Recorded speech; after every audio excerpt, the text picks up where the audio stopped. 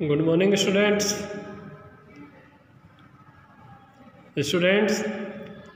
आज का अपना जो चैप्टर 3 का टॉपिक है वो है डायमेंशंस ऑफ बिजनेस इन्वायरमेंट। यानी बिजनेस इन्वायरमेंट के डायमेंशंस कौन कौन से होते हैं। डायमेंशन का मतलब बिजनेस इन्वायरमेंट को इम्पैक्ट करने वाले फैक्टर, फोर्सेस, इंस्टीट्यूशन, ये कौन कौन से होते हैं। इस टॉपिक को आज अपन स्टडी करेंगे। तो डायमेंशन ऑफ बिजनेस इन्वायरमेंट यानी डायमेंशन क्या होते हैं। डायमेंशन वो फैक्टर होते हैं, वो फोर्सेस होते हैं, वो इंस्टीट्यूशन होते हैं जो डायरेक्टली या इनडायरेक्टली बिजनेस इन्वायरमेंट पर क्या करते हैं, इम्पैक्ट करते हैं, इन्फ्लुएंस करते हैं। तो जो फैक्टर, जो फोर्सेस, जो इंस्टीट्यूशन बिजनेस इन्वायरमेंट को डायरेक्टली या इनडायरेक्टली इन्फ्लुएंस करते हैं, वो फैक्टर, वो फोर्सेस क्या कहलाते हैं, डायमेंशंस कहलाते हैं। Like economic environment, political environment, social environment, technical environment, ये ऐसे डायमेंशंस हैं जो बिजनेस इन्वायरमेंट को क्या करते हैं, इन्फ्लुएंस करते हैं। अब आज इसी टॉपिक को अपन स्टडी करते हैं। Now start. Dimension of business environment mean all the factors, forces and institutions have direct or indirect influence over the business transaction. यानी बिजनेस ऑर्गेनाइजेशन के अंदर जितने भी बिजनेस ट्रांजैक्शन होते हैं, उन बिजनेस ट्रांजैक्शन का प्रभाव, उन बिजनेस ट्रांजैक्शन को अगर कोई फैक्टर, कोई फोर्स या कोई इंस्टीट्यूशन इन्फ्लुएंस करते हैं, प्रभावित करते हैं, तो वो क्या कहलाते हैं, डायमेंशंस ऑफ बिजनेस इन्वायरमेंट कहलाते हैं। यानी बिजनेस ट्रांजैक्शन पर अगर किसी भी बात का कोई इफेक्ट पड़ता है या इन्फ्लुएंस पड़ता है बिजनेस ट्रांजैक्शन पर, तो वो जिस बात का इफेक्ट पड़ा है वो वही क्या कहलाएगा, डायमेंशन कहलाएगा। जैसे कस्टमर की फैशन में चेंजेस आ गया तो इससे क्या होगा, बिजनेस ट्रांजैक्शन पर इन्फ्लुएंस पड़ेगा।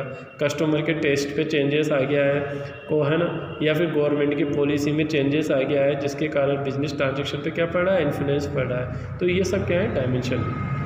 General environment is the most important dimension of business environment. Business environment यानी जो जनरल इन्वायरमेंट है वो सबसे ज़्यादा इम्पोर्टेंट डायमेंशन है बिजनेस इन्वायरमेंट का। बिजनेसमैन कैन नॉट इन्फ्लुएंस और change the components of general environment. यानी जनरल इन्वायरमेंट के जितने भी कंपोनेंट्स हैं, जितने भी चेंजेस हैं, तो बिजनेसमैन उनको इन्फ्लुएंस नहीं कर सकता। Rather, he changed his plan and policy according to the change taking place in general environment। बल्कि अब वो जो भी चेंजेस हो रहा है उस चेंजेस को तो बदल नहीं सकता बिजनेसमैन, लेकिन उसको क्या करना पड़ेगा, उस चेंजेस के अकॉर्डिंग अपने प्लान्स में, अपने पॉलिसीज़ के अंदर चेंजेस करना पड़ेगा। जनरल इन्वायरमेंट को ध्यान में रखकर बिजनेसमैन क्या करता है, अपने प्लान्स और पॉलिसीज़ तैयार करता है, और अगर किसी प्रकार का चेंजेस करना हो तो चेंजेस करता है। तो ये है डायमेंशन ऑफ बिजनेस इन्वायरमेंट। अब जनरल इन्वायरमेंट के अंदर अपन बात करें, जनरल इन्वायरमेंट के अंदर कौन कौन से डायमेंशन होते हैं। तो major component of general environment are economical environment. अब सबसे पहले पढ़ेंगे अपन इकोनॉमिकल इन्वायरमेंट। इकोनॉमिकल इन्वायरमेंट क्या है, जनरल इन्वायरमेंट का कंपोनेंट है, फैक्टर है। अब इकोनॉमिक इन्वायरमेंट क्या होता है, economic environment refers to all the forces and factors which directly influence the economy of your country. यानी इकोनॉमिक इन्वायरमेंट वो फैक्टर होते हैं, वो फोर्सेस होते हैं जिनका एक देश की इकोनॉमी पर क्या पड़ता है, इम्पैक्ट पड़ता है। यानी इकोनॉमिक इन्वायरमेंट के अंदर वो फोर्सेस, वो फैक्टर आते हैं जो सीधे किसी देश की इकोनॉमी को इन्फ्लुएंस करते हैं, यानी प्रभावित करते हैं। Economic environment consist of gross domestic product, income level at national level and per capita level, profit earning rate, productivity and employment rate, industrial, monetary and fiscal policy of the government etcetera. अब dimension economic environment के factor की बात करें तो economic environment के अंदर कौन कौन से ऐसे फैक्टर होते हैं, कौन कौन से ऐसे फोर्सेस होते हैं जिनका बिजनेस इन्वायरमेंट पर इम्पैक्ट पड़ता है। तो इकोनॉमिक इन्वायरमेंट के अंदर ये कुछ एग्जांपल दे रखे हैं, जैसे gross domestic product, income level of national level, जैसे नेशनल लेवल की जो इनकम है वो डाउन हो जाए, या पर कैपिटल लेवल यानी प्रति व्यक्ति आय की कम हो जाए, प्रॉफिट अर्निंग रेट डाउन हो जाए, प्रोडक्टिविटी एम्प्लॉयमेंट के अंदर कमी आ जाए, तो इन सबका क्या होगा, इकोनॉमिक पर काफ़ी इफेक्ट पड़ेगा। जैसे पर कैंडिडेट इनकम लो हो गई, तो पर कैंडिडेट इनकम लो होगी तो नेशनल लेवल लो हो जाएगी, नेशनल लेवल लो होगी तो देश की इकोनॉमी क्या होगी, बैक हो जाएगी, पीछे हो जाएगी, है ना।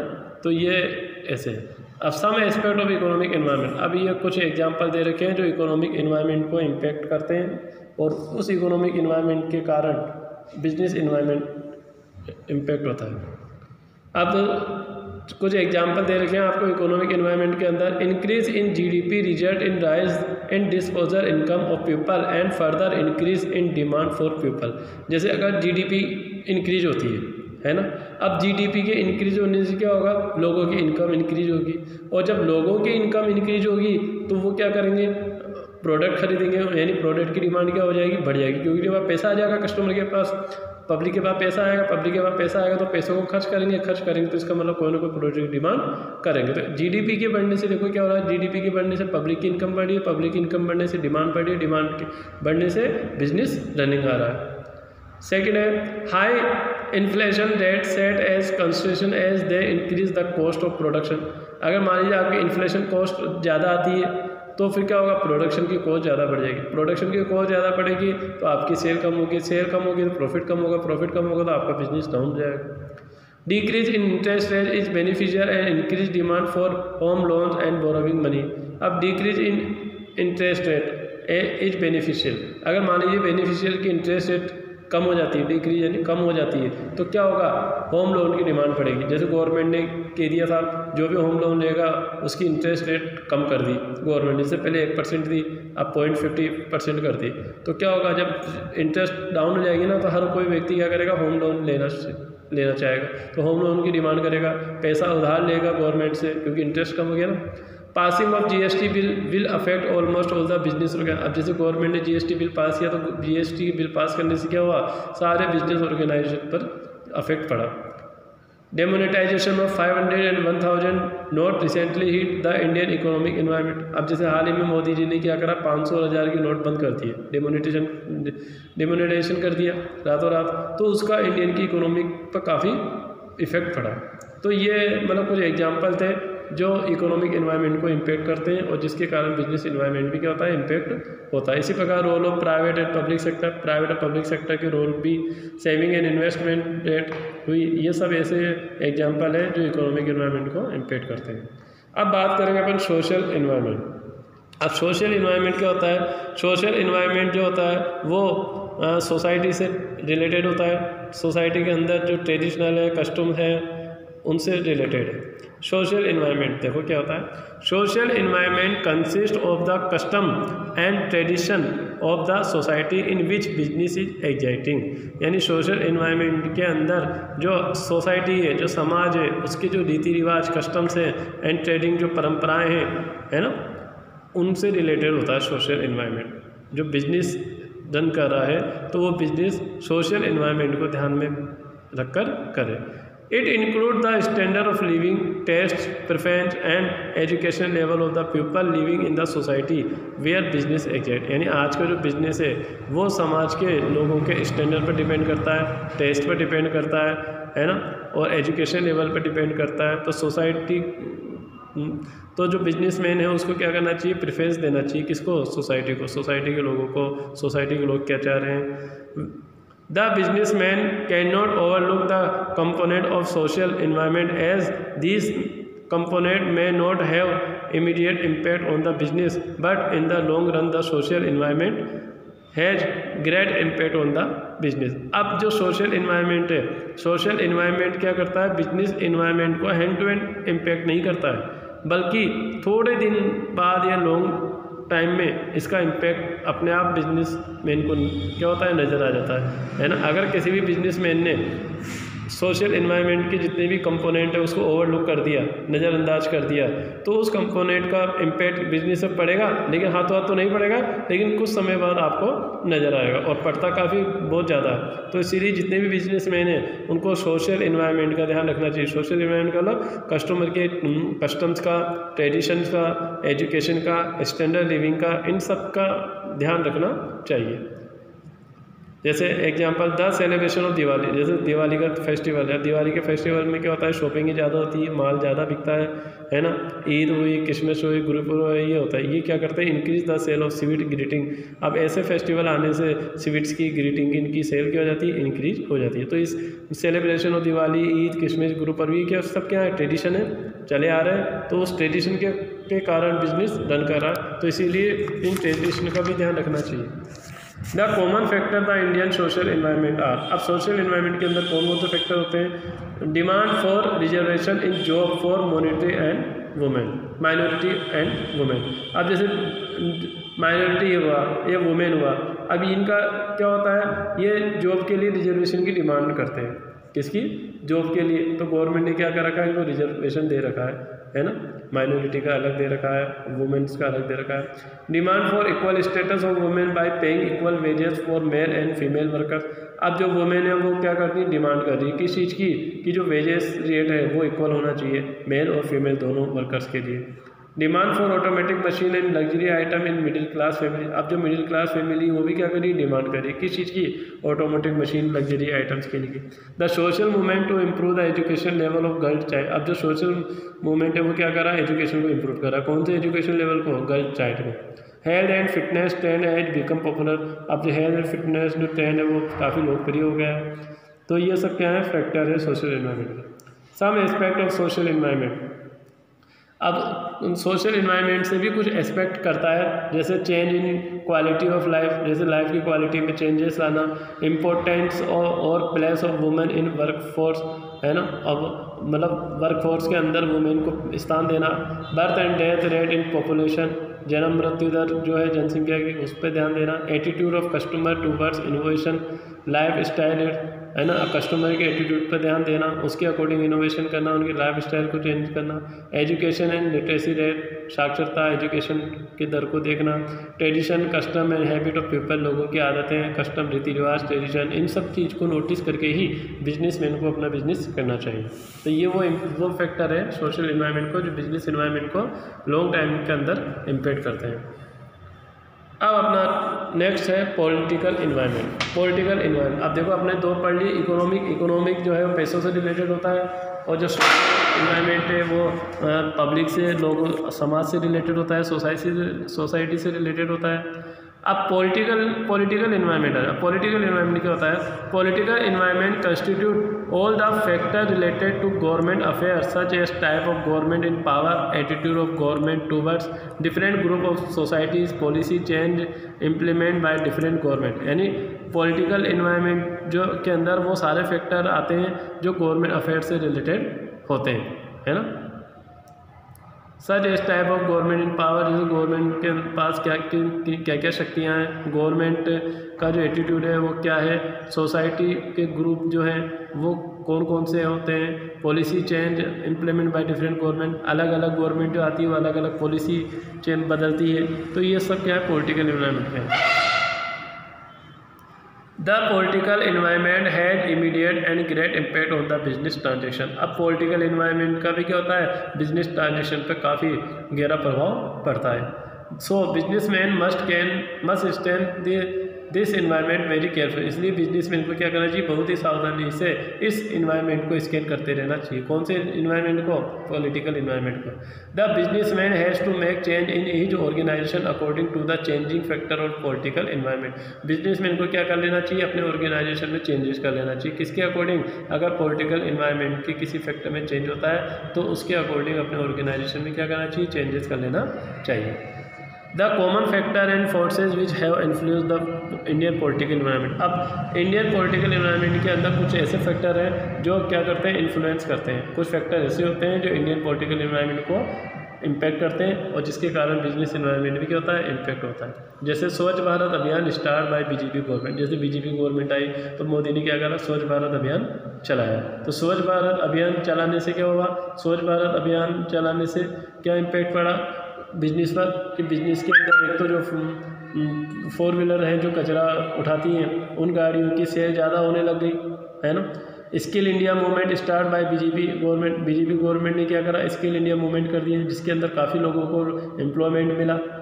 Political stability encourage business enterprises to invest in long term project. अब पॉलिटिकल स्टेबिलिटी के कारण जो बिजनेस इंटरप्राइजेज उन्होंने क्या कर दिया, लॉन्ग टर्म प्रोजेक्ट में पैसा इन्वेस्ट करना शुरू कर दिया। Present political system and profit of political leaders. अब प्रेजेंट के अंदर जो पॉलिटिकल सिस्टम है उससे पॉलिटिकल लीडर्स को प्रॉफिट मिल रहा है। Constitution of the country, constitution of the, अब जब भारत का संविधान हुआ। Government intervention of business, government intervention of business, business के अंदर गवर्नमेंट क्या करती है, इंटरफेयर करती है। Foreign policy of government, government की जो फॉरेन पॉलिसी है। Values and ideology of political parties की जो आइडियोलॉजी यानी विचारधाराएँ हैं, तो ये सब क्या है, पॉलिटिकल एनवायरनमेंट को इम्पैक्ट करती है और जिसके कारण बिजनेस भी क्या होता है, इम्पैक्ट होता है। तो कोई भी जैसे बीजेपी गवर्नमेंट आती है, बीजेपी गवर्नमेंट क्या करती है, अपनी अपनी पॉलिसी लाती है और फिर जब 5 साल बाद कांग्रेस पार्टी आ जाती है तो वो अपनी पॉलिसी लाती है, वो अपने रूल्स रेगुलेशन बनाती है ना। तो जिसके कारण जैसे जीएसटी आया, जीएसटी कौन लाया, बीजेपी सरकार लाया। जीएसटी आने से क्या हुआ, बिजनेस पे इम्पेक्ट पड़ा, है ना। तो ये सब है। Next legal environment. अब लीगल इन्वायरमेंट के अंदर आ जाओ। लीगल इन्वायरमेंट क्या होता है, the management of every business enterprise has to obey the law of land. अब जितने भी बिजनेस एंटरप्राइजेस है उनको क्या करना चाहिए, अपने मैनेजमेंट के अंदर लॉ ऑफ लैंड की ओबे मानना चाहिए, यानी भारत का जो कानून है उसके आज्ञा करना चाहिए, उसके अकॉर्डिंग अपने बिजनेस को चलाना चाहिए। देयरफॉर इसलिए it is essential for every business enterprise to have adequate knowledge of rules and regulation frame by government. इसीलिए हर बिजनेसमैन को क्या करना चाहिए, अपने बिजनेस स्टार्ट करने के लिए वो सारे रूल्स रेगुलेशन की जानकारी होना चाहिए जो गवर्नमेंट ने बनाए थे। गवर्नमेंट क्या करती है, बिजनेस के लिए रूल्स रेगुलेशन बनाती है, तो हर बिजनेसमैन को रूल्स रेगुलेशन की जानकारी होना चाहिए और उसी के अकॉर्डिंग अपना बिजनेस रन करना चाहिए। अगर कोई भी गवर्नमेंट के अगेंस्ट आता है, कोई बिजनेसमैन गवर्नमेंट के रूल्स रेगुलेशन को फॉलो नहीं करता है, तो गवर्नमेंट क्या करती है, हार्ड एंड फास्ट स्टेप उठाती है और सरकार उसके बिजनेस को सील कर दे। Next legal environment includes. Legal environment includes. अब लीगल इन्वायरमेंट्स में कौन कौन से फैक्टर इंक्लूड है, जैसे various law and legislative act, जैसे कई कानूनी कई वैधानिक लॉ आए, जैसे contract act, sale contract act, है ना, पार्टनरशिप एक्ट, ये सब क्या है, लेजिस्लेटिव है, वेरियस लॉ है। Administrative order issue by government authorise.